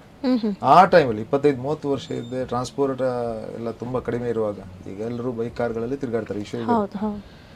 ಆ ಸಮಯದಲ್ಲಿ ದಿನಕ್ಕೆ 2 ಬಸ್ಸುಗಳು ಇರುವಾಗ ಸಂಸ್ಕೃತಕ್ಕಾಗಿ ಕಾರ್ಕಳಕ್ಕೆ ಹಾಕ್ಬೇಕು ಎನ್ನುವಂಥ ಒಂದು ಹಿರಿಯರ ಒಂದು ಮೆಂಟಾಲಿಟಿ ಮೆಚ್ಚುವಂಥದ್ದು. ಯಾಕಂದ್ರೆ ಈಗಿನ ಹಾಗೆ ತುಂಬಾ ಏನೋ ಅನುಕೂಲದಲ್ಲಿ ಇಲ್ಲ. ಮಳೆಗಾಲದಲ್ಲಿ ತುಂಬಾ ಕಷ್ಟದಲ್ಲಿ ಜೀವನ ಇತ್ತು. ಆ ಸಮಯದಲ್ಲಿ ತುಂಬಾ ಮಕ್ಕಳು ಕೂಡ, ಎಜುಕೇಶನ್ ಎಲ್ಲರಿಗೂ ಕೊಡಬೇಕು. ಆ ಸಮಯದಲ್ಲಿ ಒಂದು ಶಿಕ್ಷಣವನ್ನ ಕಾರ್ಕಳದಲ್ಲಿ ಕೊಡಬೇಕು. ಹಾಗೆ ಸಂಸ್ಕೃತಕ್ಕಾಗಿ ಕಾರ್ಕಳಕ್ಕೆ ಹಾಕೋದಂತ ಒಂದು ಕ್ರಮ ಇತ್ತು. ನಾವು ಹಾಗೆ ತುಂಬಾ ಜನರು ಹಾಗೆ ಬೆಳೆದಿದ್ದೆ. ಅಲ್ಲಿಂದ ನನಗೆ ಸಂಸ್ಕೃತದ ರುಚಿ ಹುಟ್ಟಿತ್ತು. ಮುಂದೊಂದು ದಿವಸ ಏನಾದರೂ ಹೀಗೆ, ನಾನು ಇವತ್ತು ಕೂಡ ನನ್ನ ಭುವನೇಂದ್ರ ಪ್ರೌಢಶಾಲೆಯಲ್ಲಿ ಒಂದು ಜಗಲಿಯಿಂದ ಅಧ್ಯಾಪಕರು ನಮ್ಮ ಶಾಲೆಯ ಒಂದೊಂದು ತರಗತಿಗೆ ಬರುವಾಗ ನಾನು ಹೀಗೆ ಮುಂದೊಂದು ದಿವಸ ಅಧ್ಯಾಪಕ ಆದ್ರೆ ಹೇಗೆ ಅಂತ ನನಗೆ ಇವತ್ತು ಕಾಣ್ತದೆ. ಆಗ ನಾನು ಹೇಳಿದೆ, ಏನಿಲ್ಲದೆ ನಾವು ಹೋಗ್ತಾ ಇದ್ವಿ ಅಂತ. ಬಟ್ ಅದಂದು ಕೆಲವು ಕನಸುಗಳು ಇತ್ತು, ನಾನೊಂದು ಅಧ್ಯಾಪಕನಾಗಬೇಕು ಅಂತ. ಆ ಶ್ರೀಧರಾಚಾರ್ಯನ ನೋಡಿದ್ರೆ ನಾನು ಸಂಸ್ಕೃತ ಅಧ್ಯಾಪಕನಾದ್ರೆ ಹೇಗೆ ಅಂತಂದು ಖಂಡಿತ. ಸ್ಕೋಪ್ ಇಲ್ಲ, ಅದಿಲ್ಲ ಹೇಳ್ತಾರೆ, ಸಂಸ್ಕೃತ ಭಾಷೆ ಯಾಕೆ ಬೇಕು, ಏನ್ ಪ್ರಯೋಜನ ಅಂತ ಈಗಲೂ ಕೇಳುವುದಿದ್ದಾರೆ. ಹಾಗೆ ಕೇಳಲಿಕ್ಕೆ ಹೋದ್ರೆ ಪ್ರತಿಯೊಂದು ವಿಷಯ ಅಷ್ಟೇ. ನಿಮ್ಗೆ ನನಗೆ ಮ್ಯಾಥ್ಸ್ ಏನು ಪ್ರಯೋಜನ? ಖಂಡಿತ ಏನಿಲ್ಲ, ಅಗತ್ಯ ಇಲ್ಲ. ಇನ್ನೊಬ್ಬನಿಗೆ ಕಾರ್ಪೆಂಟರ್ ಕೆಲಸ ನಮ್ಗೆ ಅಗತ್ಯ ಇಲ್ಲ, ಅದು ಅವ್ನಿಗೆ ಮಾತಾದ್ರೆ ಮಾಡ್ತಾರೆ. ಗಾರೆ ಕೆಲಸ ನಮ್ಗೆ ಅಗತ್ಯ. ಯಾವ ವಿಷಯವೂ ಅಷ್ಟೇ. ಡ್ರೈವಿಂಗ್ ಏನು ಬರೋದು ಅಂದ್ರೆ, ನಾನು ಬೇಕಾದ್ರೆ ಪ್ರೈವೇಟ್ ವೆಹಿಕಲ್ ಮಾಡ್ಕೊಂಡು ನನಗೆ ಡ್ರೈವಿಂಗ್ ಬರೋದಿಲ್ಲ, ತೊಂದರೆ ಇಲ್ಲ. ಎಲ್ಲ ವಿಷಯವೂ ಅಷ್ಟೇ. ನಮ್ಮ ಉಚ್ಚಾರ, ಸ್ಪಷ್ಟ ಮಾತು, ಶುದ್ಧ ಬರವಣಿಗೆ, ಬೇರೆ ಬೇರೆ ಶ್ಲೋಕಗಳನ್ನು ಓದುವಾಗ ನಾನು ಮಕ್ಕಳಿಗೆ ಅದೇ ಹೇಳುದು, ನೀವು ಸಂಸ್ಕೃತ ಯಾಕೆ ತೆಕ್ಕೊಳ್ಳಿ ಅಂದ್ರೆ, ಹೊಸ ಭಾಷೆ ನಿಮ್ಮನ್ನು ಬೇರೆ ರೀತಿಯಾಗಿ ಐಡೆಂಟಿಫೈ ಮಾಡ್ತಾರೆ ಜನ. ಹಿಂದಿ ಎಲ್ರಿಗೂ ಬರುತ್ತೆ, ಇಂಗ್ಲಿಷ್ ಎಲ್ರಿಗೂ ಬರ್ತದೆ ಹೊರಗೆ ಹೋದ್ರೆ. ತುಳು ನಮ್ಮ ಮಾತೃಭಾಷೆ ಅಂದ್ರೆ ನಾವು ಮನೆಯಲ್ಲಿ ಆಡುವಂಥ ಭಾಷೆ, ಕನ್ನಡ ಭಾಷೆ. ನೀನು ಸಂಸ್ಕೃತವೂ ಮಾತಾಡ್ತೀಯ ಅಂತ ಹೇಳುವಾಗ, ಅಟ್ಲೀಸ್ಟ್ ನಾನು ಹೇಳಿದ್ದು ಒಂದು 10 ಜನ ಆದರೂ ಒಂದು ಕ್ಲಾಸಲ್ಲಿ ನೀವು ನಿಮ್ಮಷ್ಟಕ್ಕೆ ಸಂಸ್ಕೃತ ಮಾತಾಡಲಿಕ್ಕೆ ಕಲಿಯಿರಿ. ಸಂಸ್ಕೃತ ಸಂಭಾಷಣೆ ಕರ್ತವ್ಯ ಪ್ರಾರಂಭ ಬರುವಂತ. ಅದರಿಂದ ಆ ಸಂಸ್ಕೃತದ ರುಚಿ ಹತ್ತಿತು. ನಾನು ಹಾಗೆ ಹೇಳಿದೆ ಅಲ್ಲ, ಹೋಗ್ಬೇಕಿತ್ತು ನಾನು ವಿಜ್ಞಾನ ದಿಕ್ಕಿಗೆ, ಬಟ್ ಇದೇ ಎಳಿತಾ ಇತ್ತು, ದೈವ ಪ್ರೇರಣೆ ಅದೇ ಇತ್ತು. ಹಾಗೆ ನಾನು ಸಂಸ್ಕೃತ ಅಧ್ಯಾಪಕನಾಗಿ ಅತ್ಯಂತ ಸಂತೋಷದಿಂದ ನಾನು ಹೇಳ್ತಾ ಇದ್ದೀನಿ, ಸಂಸ್ಕೃತ ಅಧ್ಯಾಪಕನಾಗಿ ನಾನು ನಿಜವಾಗಿ ಒಳ್ಳೆ ನನಗೆ ಅನುಭವ ಆಗ್ತಾ ಇದೆ. ಈಗ ವಿಜ್ಞಾನ ಅಧ್ಯಾಪಕನಾಗಿಯೂ ಆಗ್ತಿತ್ತು, ಬಟ್ ಇದು ತುಂಬ, ಯಾಕಂದರೆ ಸಂಸ್ಕೃತದಲ್ಲಿ ತುಂಬ ವಿಷಯಗಳು ಏನು ಉಂಟು ಅಂತ ಹೇಳೋದಕ್ಕಿಂತಲೂ ಏನಿಲ್ಲ ಅಂತಲೂ ವಿಜ್ಞಾನ ಇರಲಿ. ಯಾಕಂದರೆ ಎಷ್ಟೋ ವರ್ಷಗಳ ನಂತರ ಇರುವಂಥ ಒಂದು ಗ್ರಹಣವನ್ನು ಈಗ ಖಾಲಿ ಪಂಚಾಂಗವನ್ನು ಇಟ್ಕೊಂಡು 2059ನೇ ಇಸ್ವಿಯಲ್ಲಿ 10 ಗಂಟೆಗೆ ಆಗುವಂಥ ಗ್ರಹಣವನ್ನು ಇಲ್ಲಿ ಪಂಚಾಂಗವನ್ನು ನೋಡಿ ಹೇಳಬೇಕಂತಾದ್ರೂ ದೂರದರ್ಶಕ ಇರಲಿಲ್ಲ, ನೋಡುವಂಥ ವಿಷಯಗಳು ಯಾವುದೂ ಇರಲಿಲ್ಲ. ಈಗಿನ ಟೆಕ್ನಾಲಜಿ ಈಗಾದರೆ ಪ್ರೋಗ್ರಾಮಿಂಗಲ್ಲಿ ಕ್ಯಾಲ್ಕುಲೇಟ್ ಇದ್ರ ಕಂಪ್ಯೂಟರಲ್ಲಿ ಉಂಟಲ್ಲ, 2059 ಎಲ್ಲ ಸೂರ್ಯನ ಮೂವ್ಮೆಂಟ್, ಚಂದ್ರನ ಮೂವ್ಮೆಂಟ್ ಎಲ್ಲ ಬರ್ತದೆ. ಏನೂ ಇಲ್ಲದೆ ಮಾಡುವಂಥ ಅಂಥ ಟೆಕ್ನಾಲಜಿಗಳು ಹಿಂದಿನ ಕಾಲದಲ್ಲಿ ಎಷ್ಟು ಇತ್ತು ಅಂತಾದರೆ ಅಂಥದ್ದನ್ನು ನಾವು ನಿಜವಾಗಿ ನಾವು ಏನೂ ಅಲ್ಲ, ಒಂದು 0.5% ಇರ್ಬೋದು ನಾವು ಅದನ್ನು ತಗೊಂಡದ್ದು. ತುಂಬ ವಾಸ್ಟ್ ಇದೆ ಹಾಗೆ. ನಿಮ್ಮ 27 ವರ್ಷದ ಶಿಕ್ಷಣದ ಜರ್ನಿ ಒಮ್ಮೆ ತಿರುಗಿ ಈಗ ನೋಡುವಾಗ ಹೇಗೆ ಅನಿಸ್ತಾ ಇದೆ ಸರ್? ತುಂಬ ಸಂತೋಷವಾಗ್ತಾ ಇದೆ. ಸಂತೋಷಕ್ಕಿಂತಲೂ ಆ ಅನುಭವ ವರ್ಷಗಳು ಹೋದ ಹಾಗೆ ಆ ಒಂದು ಮೆಚುರಿಟಿ ಅಂತ ಹೇಳ್ತಾರೆ. ಹೌದು ಹೌದು. ನಾನು ಬೇರೆಯವರಿಗೆ ಹೇಳಲಿಕ್ಕೆ ಇನ್ನೂ ಸಮರ್ಥ ಎನ್ನುವಂಥ ಒಂದು ಆ ಭಾವನೆ ಹೆಚ್ಚಾಗ್ತದೆ. ಮೊದಲು ಸ್ವಲ್ಪ ಬಾಲಿಶವಾಗಿತ್ತು, ಏನು ಮಾಡಿದ್ರೆ ನಡೀತದೆ. ಈಗ ನಮ್ಮನ್ನು ನೋಡ್ತಾರೆ, ಮಕ್ಕಳು ಕೂಡ ನೋಡ್ತಾರೆ, ಜನ ನೋಡ್ತಾರೆ, ಹೌದು ಹೌದು ಖಂಡಿತ, ಪಬ್ಲಿಕ್ ನೋಡ್ತಾರೆ. ನಾವು ತಪ್ಪು ಮಾಡಬಾರ್ದು. ನಾವು ಅಂದ್ರೆ ವಿದ್ಯಾರ್ಥಿಗಳು ಏನಾದರೂ ತಪ್ಪು ಮಾಡಿದ್ರೆ ಮೊದಲಾಗಿ ಕೇಳುವಂಥದ್ದು ನಿಮ್ಮ ಶಿಕ್ಷಕರು ಏನು ಕಲಿಸಿದ್ದಾರೆ, ಆರೆ ಅಂಚಾಗಿ ಅಂತ ಹೇಳ್ತಾರೆ. ಖಂಡಿತ ಖಂಡಿತ. ಅದರಿಂದ ನಾವು ಬೇರೆಯವರಿಗೆ ಮಾಡೆಲ್ ಆಗಿರಬೇಕು. ಪ್ರತಿಯೊಂದು ಸಮಾಜವು ನಮ್ಮನ್ನು ನೋಡುತ್ತೆ. ಮತ್ತೆ ಕೆಲವೊಮ್ಮೆ ಇದು ವಿಚಿತ್ರ ಉಂಟು ನೋಡಿ, ನೀವು ಮಾಸ್ಟರ್ ಆಗಿ ಹೇಗೆ ಮಾಡೋದು ಅಂತ ಒಂದು ವಿಷಯ. ಬೇರೆ ಯಾರು ಏನ್ ಮಾಡಿದ್ರು ನಡೀತದೆ, ಮಾಸ್ಟರ್ ತಪ್ಪ. ಖಂಡಿತ ಅದೊಂದು ಮಾತು ಎಲ್ಲರೂ ಹೇಳ್ತಾರೆ, ನೀವು ಮಾಸ್ಟರ್ ಆಗಿ ಹೇಗೆ ಮಾಡೋದು ನೀವು. ಖಂಡಿತ ಖಂಡಿತ ಅದನ್ನು ಮಾಡಬಾರ್ದಲ್ವ. ಖಂಡಿತ ಅಂದ್ರೆ ಬೇರೆಯವರಿಗೆ ಕಲಿಸುವವರು. ಹೌದು ಖಂಡಿತ. ಬೇಲಿಯದ್ದು ಹೊಲಮೈದ್ರೆ ಅಂತ ಹೇಳ್ತಾರಲ್ಲ, ಆದ್ರಿಂದ ಜವಾಬ್ದಾರಿಗಳು ಹೆಚ್ಚಿವೆ. ಇನ್ನೂ ಜವಾಬ್ದಾರಿಗಳು ಹೆಚ್ಚಿವೆ. ಇನ್ನೊಂದು 8 ವರ್ಷ ಸರ್ವಿಸ್ ಇದೆ. ಆದಷ್ಟು ಹೆಚ್ಚಿನ ಮಕ್ಕಳಿಗೆ ನಮ್ಮಿಂದ ಉಪಕಾರ ತಗೊಂಡ್ರೆ, ನಾವು ಏನು ಹುಟ್ಟುವಾಗ ತಗೊಂಡು ಬರಲಿಲ್ಲ, ಹೋಗುವಾಗ ತಗೊಂಡು ಹೋಗುದಿಲ್ಲ. ಖಂಡಿತ ಖಂಡಿತ. ನಮ್ಗೆ ಏನು ದೇವರು ಕೊಟ್ಟಿದ್ದಾನೋ ನಮ್ಮ ಈ ಜೀವನದ ಒಂದು ಅವಧಿಯಲ್ಲಿ ಅದನ್ನು ಬೇರೆಯವರಿಗೆ ಹಂಚುವ ಹಣ ಕೂಡ ಅಷ್ಟೇ. ನಾನು ಹೇಳುದಷ್ಟೇ, ನಾವೇನು ಬೇರೆಯವರನ್ನು ನಮ್ಮ ಹಾಗೆ ಅಂತ ಎಣಿಸ್ಬೇಕಂತ, ಬೇರೆಯವ್ರ ಕಷ್ಟದಲ್ಲಿ ನಮ್ಮನ್ನು ನಾವು ನೋಡ್ಬೇಕಂತ. ಖಂಡಿತ ಖಂಡಿತ ಸರ್. ಆದಷ್ಟು ಎಷ್ಟು ಸಾಧ್ಯ ಉಂಟು ಮನುಷ್ಯ ಸ್ವಾರ್ಥ, ಕಾಮ, ಕ್ರೋಧ, ಲೋಭಮೋಹ ಪ್ರತಿಯೊಬ್ಬ ಮನುಷ್ಯನೂ ಇರ್ತೇವೆ. ಅದನ್ನು ಸ್ವಲ್ಪ ಕಡಿಮೆ ಮಾಡುವಂತ ಹೇಳಿ, ಆದಷ್ಟು ಕಡಿಮೆ ಮಾಡುವಂತ ಮನುಷ್ಯನಾದವನಿಗೆ ಅದು ಇದ್ದೇ ಇರುವಂಥದ್ದು. ಆದಷ್ಟು ಕಡಿಮೆ ಮಾಡಿ ಬೇರೆಯವರಿಗೆ ಆದರ್ಶವಾಗಿ ಬದುಕಲಿಕ್ಕೆ ಆಲೋಚನೆ ಮಾಡುವ ಅನ್ನುವಂಥದ್ದು ಸಂದೇಶವನ್ನು ಕೊಡ್ಬೋದು ಅಷ್ಟೇ. ಓಕೆ ಸರ್, ನಿಮ್ಮ ಜೊತೆ ಒಂದು ಕಾರ್ಯಕ್ರಮದಲ್ಲಿ ಒಂದಷ್ಟು ಮಾತುಕತೆಗಳನ್ನು ಮಾಡಿದ್ವಿ. ನಿಮ್ಮ ಒಂದು ಶಿಕ್ಷಣದ ಜರ್ನಿ ಜೊತೆ ಸಂಗೀತದ ಜರ್ನಿ ಆಗಿರ್ಬೋದು, ಕೃಷಿ, NCC ಎಲ್ಲವೂ ಕೂಡ ಹಂಚ್ಕೊಂಡ್ರಿ. ಹೇಗನ್ಸು ಸರ್ ಕಾರ್ಯಕ್ರಮ? ತುಂಬ ಖುಷಿ ಆಯಿತು. ನನಗೂ ಇದೊಂದು ಹೊಸ ಅನುಭವ, ಸಂದರ್ಶನ ಎನ್ನುವಂಥದ್ದು. ಮನಸ್ಸಿನಲ್ಲಿ ಅನೇಕ ಭಾವನೆಗಳು, ಅನೇಕ ಆಲೋಚನೆಗಳು ವಿನಿಮಯ ಮಾಡುವಂಥ ವಿಷಯಗಳು ಹುಟ್ಟುತ್ತವೆ. ಬಟ್ ಅಂತ ಸರಿಯಾಗಿ ಒಂದು ಪ್ರಶ್ನೆ ಬಂದರೆ ನಮ್ಮ ಆಲೋಚನೆಗಳು ಅದು ಪ್ರಕಟಗೊಳ್ತವೆ.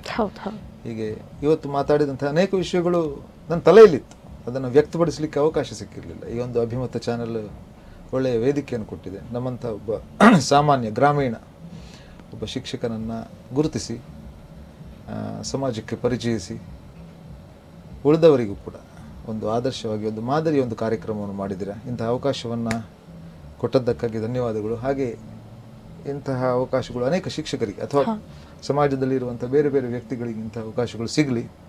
ಅವರು ಎಲೆಮರೆಯ ಕಾಯಿ ಆಗೋದಕ್ಕಿಂತ ಸ್ವಲ್ಪ ಪಬ್ಲಿಕಲ್ಲಾಗಿ ಅವರನ್ನು ಮೊನ್ನೆ ನೋಡಿದ್ದೇನೆ ಅಟ್ಲೀಸ್ಟ್ ಅಂತ ಹೇಳುವ ಹಾಗೆ ಆದರೂ ಕೂಡ ಅದರಿಂದಾಗಿ ಸಮಾಜಮುಖಿ ಕೆಲಸಗಳನ್ನು ಅವರು ಹೆಚ್ಚು ಮಾಡುವ ಹಾಗೆ ಒಂದು ಅವಕಾಶ ಮಾಡಲಿ. ಆ ದೇವರೆಲ್ಲರನ್ನು ಒಳ್ಳೆ ಮಾಡಿ ನೋಡ್ಕೊಳ್ಳಿ ಅಂತ. ಓಕೆ ಸರ್, ಧನ್ಯವಾದ ಸರ್. ನಮ್ಮ ಕಾರ್ಯಕ್ರಮದಲ್ಲಿ ನಿಮ್ಮ ಒಂದಷ್ಟು ಅನುಭವಗಳನ್ನು ಹಂಚ್ಕೊಂಡ್ರಿ, ಒಂದಷ್ಟು ವಿಚಾರಗಳನ್ನು ತಿಳಿಸ್ಕೊಟ್ರಿ. ನಮ್ಮ ಕಾರ್ಯಕ್ರಮದ ಪರವಾಗಿ ನಿಮಗೆ ಧನ್ಯವಾದಗಳು. ಧನ್ಯವಾದಗಳು ನಿಮಗೆ, ಅಭಿಮತ ಚಾನೆಲ್ಗಳಿಗೂ ನಿಮಗೂ ಧನ್ಯವಾದ. ಇದಾಗಿತ್ತು ಈ ಹೊತ್ತಿನ ವಿಶೇಷ ಗುರುಭ್ಯೋ ನಮ್ಮ ಸಂಚಿಕೆ. ಮುಂದಿನ ಸಂಚಿಕೆಯಲ್ಲಿ ಇನ್ನೊಂದು ಶಿಕ್ಷಕರೊಂದಿಗೆ ನಾನು ಸಿಗ್ತೀನಿ. ಅಲ್ಲಿವರೆಗೂ ನೋಡ್ತಾ ಇರಿ ಅಭಿಮತ TV, ಇದು ಜನಮನದ ನಾಡಿಮಿಡಿತ. ನಮಸ್ಕಾರ.